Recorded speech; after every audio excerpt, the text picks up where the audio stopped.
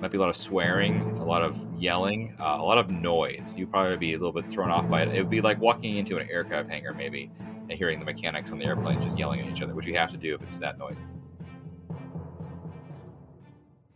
Welcome to Journalism History, a podcast that rips out the pages of your history books to re-examine the stories you thought you knew and the ones you were never told. I'm Terry Finneman, and I research media coverage of women in politics.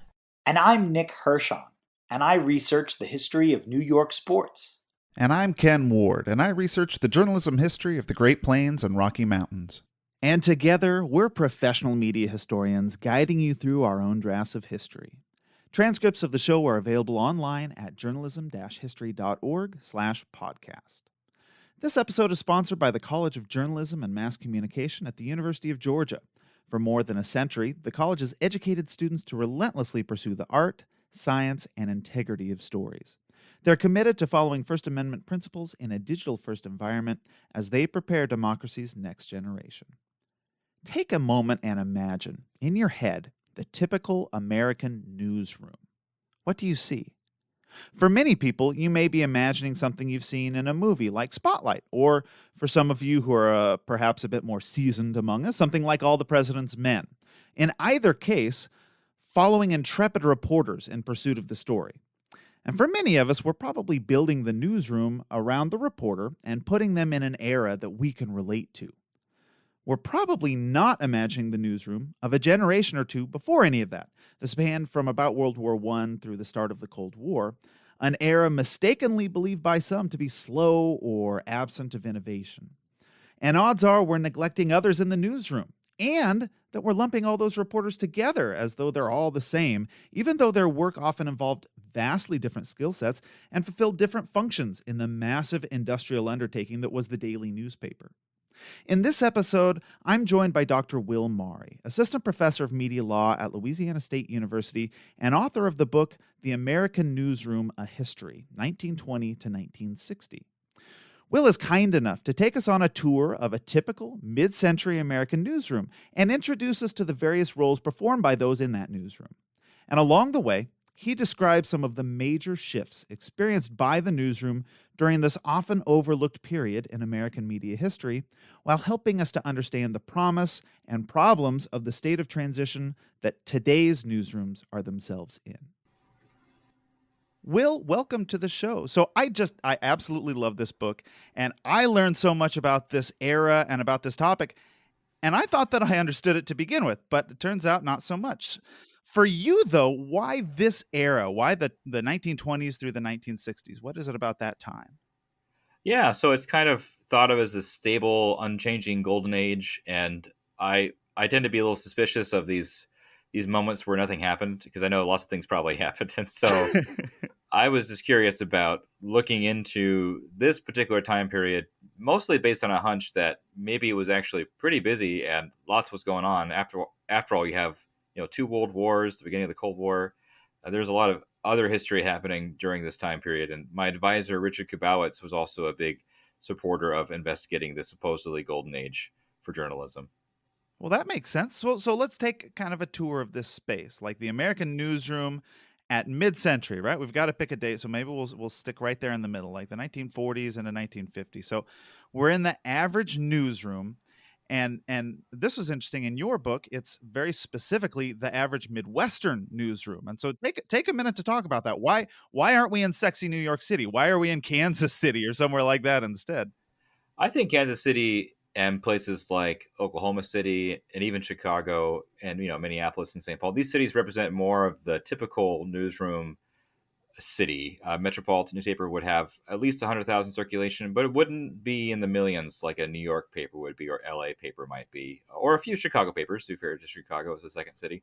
But I really tried to avoid making it too much about New York City, the story of the newsroom, because I feel like it's really a national story. And if you're trying to do a national history of a kind of space, like a laboratory or a factory or any other kind of workspace, it's good to avoid like the one or two spots that get lots of attention anyway, which is great. I'm glad that people like Nikki Usher and Aurora Wallace study New York City and its newsrooms. That's really important.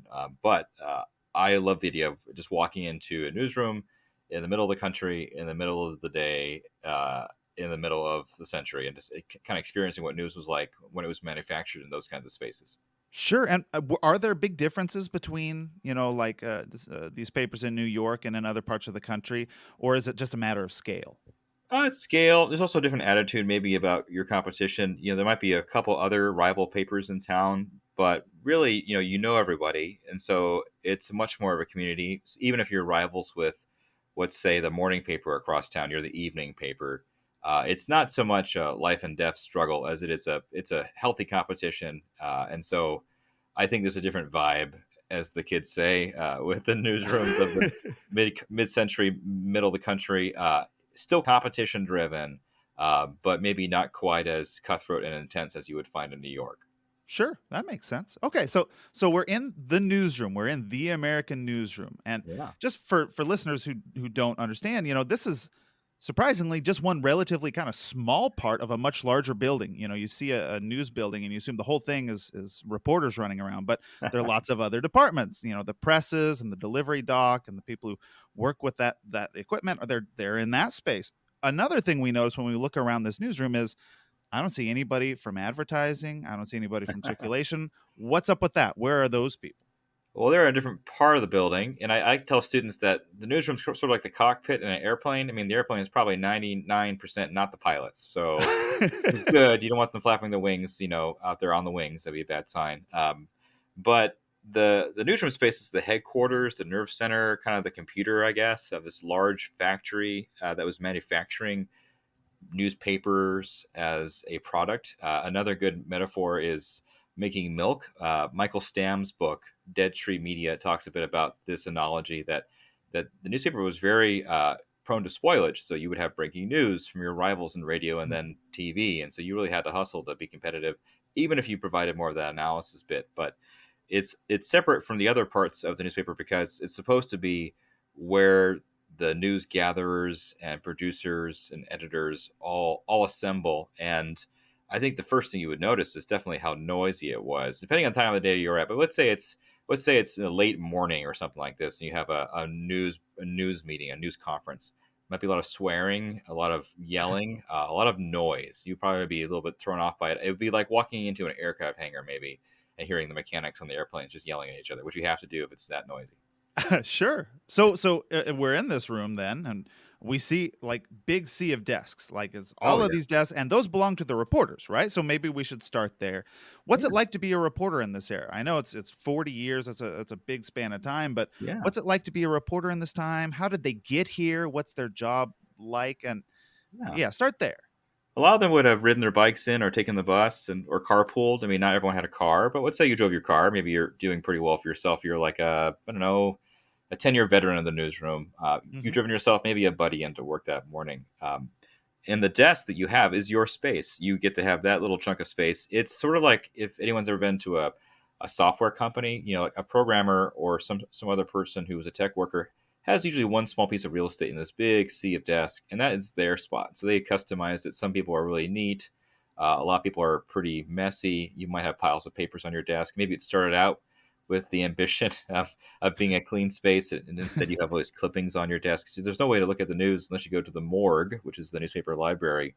You can't Google old stories, so you might keep a lot of clippings for your own reference book on your desk. You have lots of things and stuff all around you, and you have a phone, which is your one piece of technology besides your typewriter you use to get the news. There's no computer, of course, anywhere in the space, not for another 10, 20 years at least. Okay, and depending on the time of day, we may walk into this space and wonder where everyone is, right? Because there are times where it's very busy and loud, but a lot of the time the reporters, a lot of empty desks. So where would they be? What are they doing? And how are they doing their job if they're not in this space? Yeah, so you're probably going to find that even at a evening paper, there'll be a lot of people who are gone, in the early afternoon, going out and hunting down stories, or going to the courthouse, or to, in some cases, the various local government buildings in town. If it's a small town, you're at the mayor's office / the city council / all the other offices in one big building. In a typical town in Indiana, for example, you have that around one city square. So you might be at a place like that, or you might be at the scene of a crash, or You might be, if you're lucky, traveling maybe someplace farther away if you're a correspondent or maybe you're a columnist. But you're supposed to go out and get the news and bring it back. So you're not really supposed to be there for part of the days, which is part of the fun of being a reporter. You don't have to be there all the time.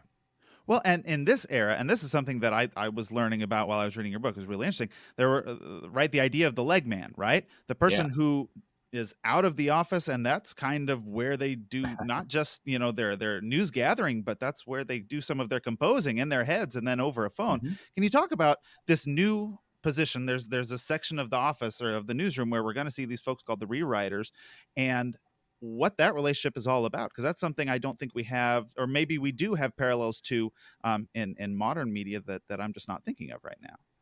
Yeah, so this was a kind of job that you had because you had a machine, a telephone, a technology that would allow you to get news from far away, but you wouldn't be able to type it up necessarily unless you had a fancy smancy portable typewriter, which you could have if you were a correspondent or a columnist. But let's say you don't have that. You have to call your story in from the field. So you race to the nearest phone. Sometimes you have accidentally, in air quotes, broken the phone on purpose. So your rival from the other paper, maybe the morning paper or the evening paper, they can't get to the phone and make it work. Or you paid a kid to literally read the Bible into the receiver until it's time for you to use it. Anyway, you get to the phone, you call your story, and that means basically you do what you just said, Ken. That's really right prescient there. You previewed what I was going to say. You've written your story in your mind a little bit with a beginning, middle, and end, and that awesome inverted pyramid style, so that you have your facts that are not quite as important toward the bottom. On the other side, in the newsroom, the few folks that would be there would be a few senior editors, and of course, these rewrite staff who would take your stories as a leg man, and they would go ahead and rewrite them for the paper, sometimes for that very afternoon.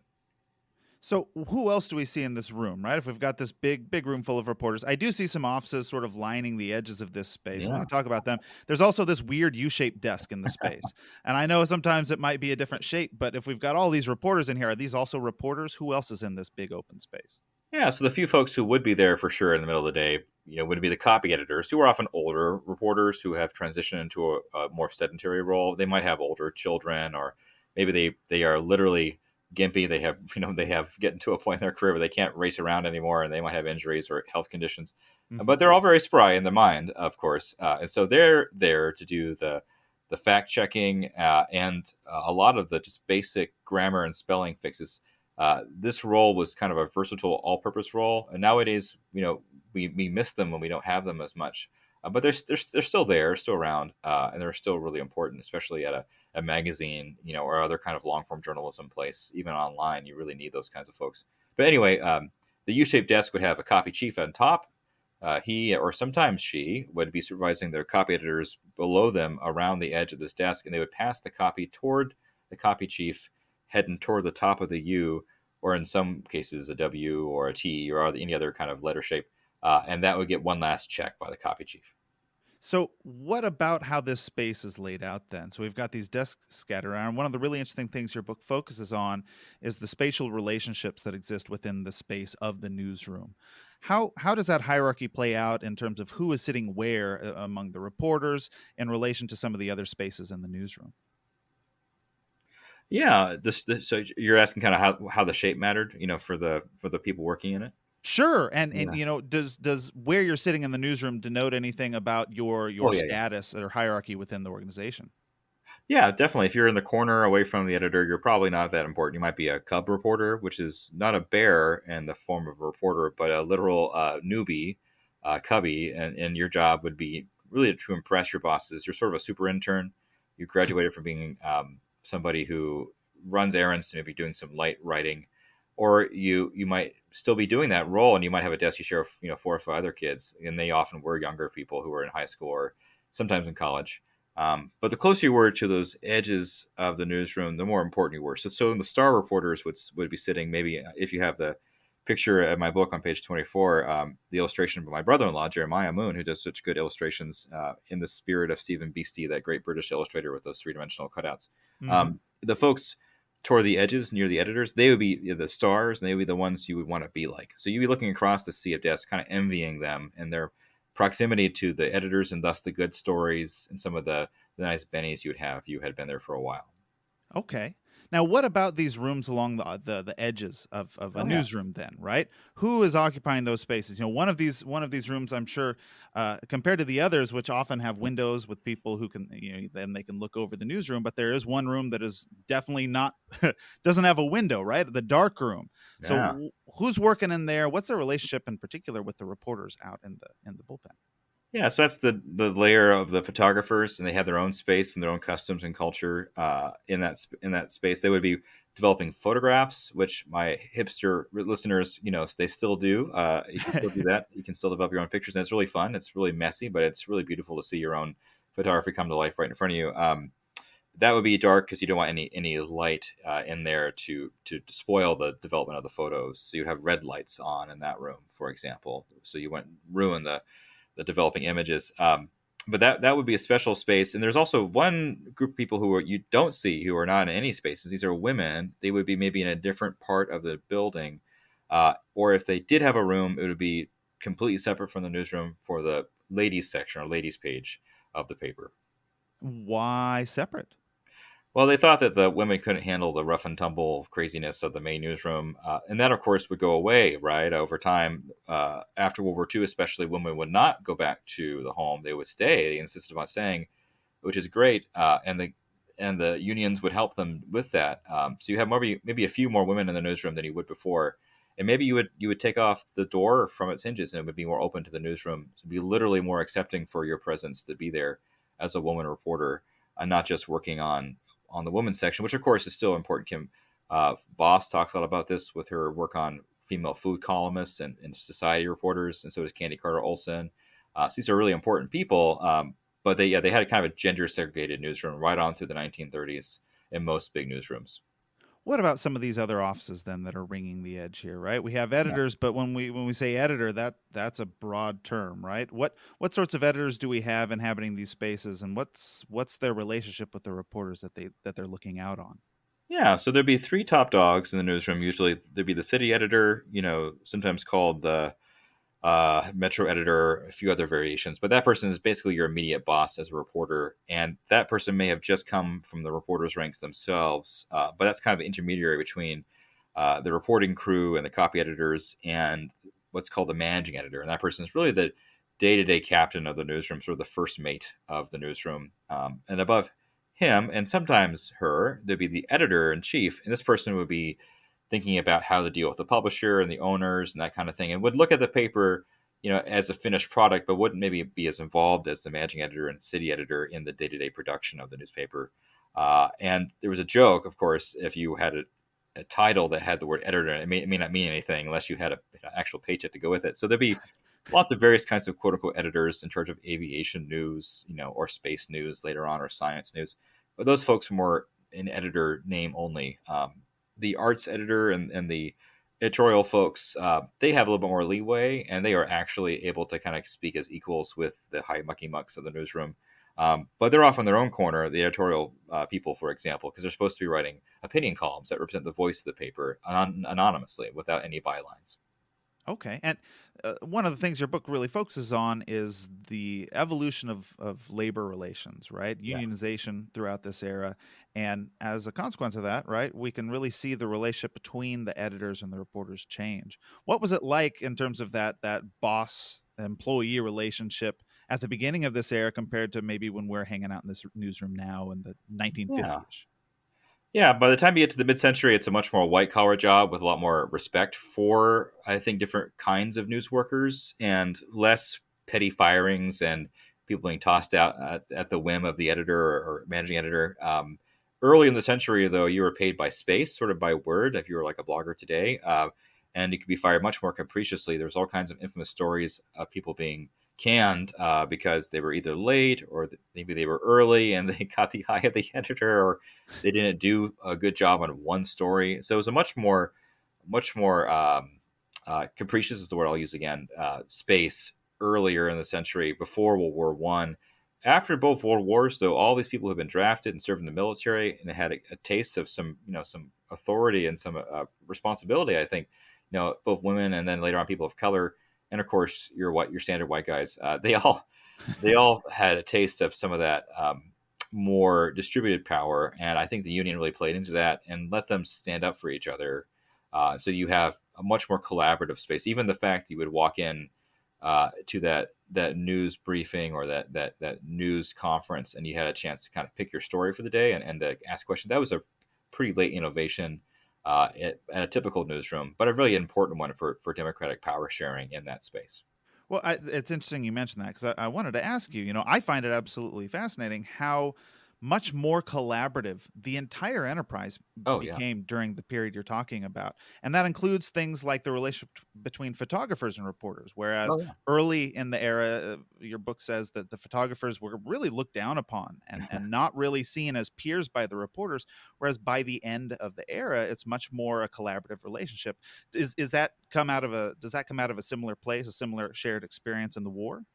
Oh, definitely. You have your news photographers who get to earn some fame, themselves. People like Jack Price, who wrote a column about photography for Editor and Publisher and published 2 books about news photography, talks about how they went from being kind of these scallywag political figures who were kind of proud in their outcastness to, being part of the team. And that team of reporter and photographer, we do lament its loss. It's something that should be fought for. I think it's a really powerful combination, but that's a pretty late innovation in the 20th century. Really, only by the late 1940s and 50s do you have a photographer with one reporter. Before, it would be one photographer would be sent out, take a lot of pictures. You may never see your photographer. You may even talk to them as a fellow worker or even as a fellow person. But having to spend all day long, maybe in a radio car with your photographer, by the time you get to the mid-century, your photographer colleague wouldn't be quote unquote your photographer anymore. You would have much more of a co-equal dynamic with your colleague who is a photographer, and instead of being kind of an outcast, you are much more of a comrade in arms. And Jack Price, who wrote about this phenomenon during the era, would talk about how eventually these photographers were thought of as like reporters. They were doing their own journalism, and the war effort, I think, really also emphasized the value of imagery. And in the battle with television, photographers also become more important, and with radio. Sure. I'm struck by one thing after we've sort of looked at this newsroom, and that is how different it looks than today's newsroom. In some ways, I'm sure it's certainly the same, but today's newsroom certainly looks smaller and feels smaller. What's lost and gained in the transformation from the newsroom that we had at mid 20th century to the newsroom of today?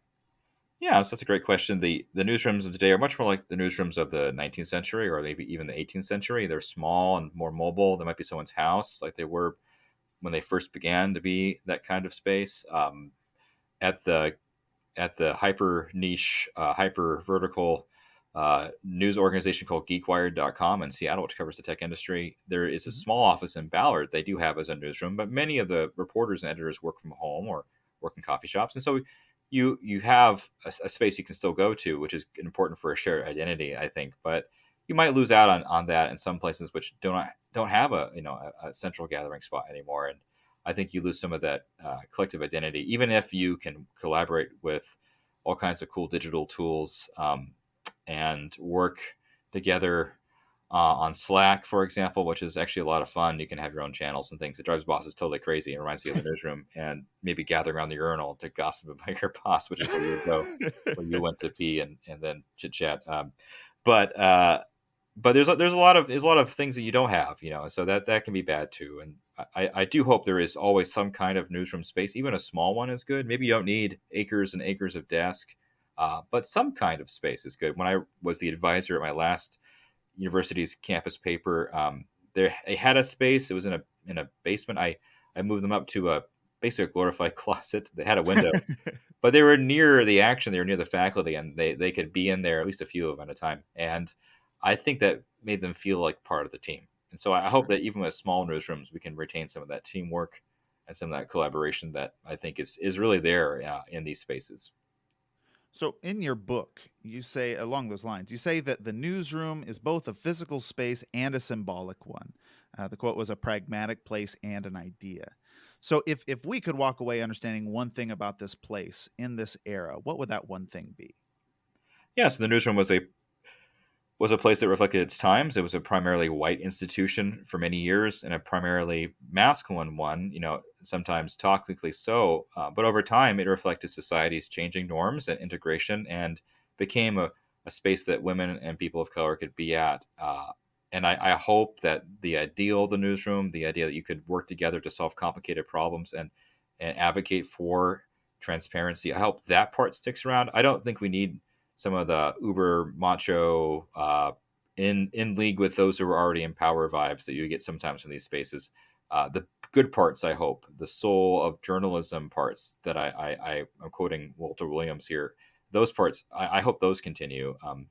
And I'm hopeful that there will be newsrooms, even if they're tiny, tiny ones, or they are coffee shops, and that's okay because we're going full circle with the newsroom.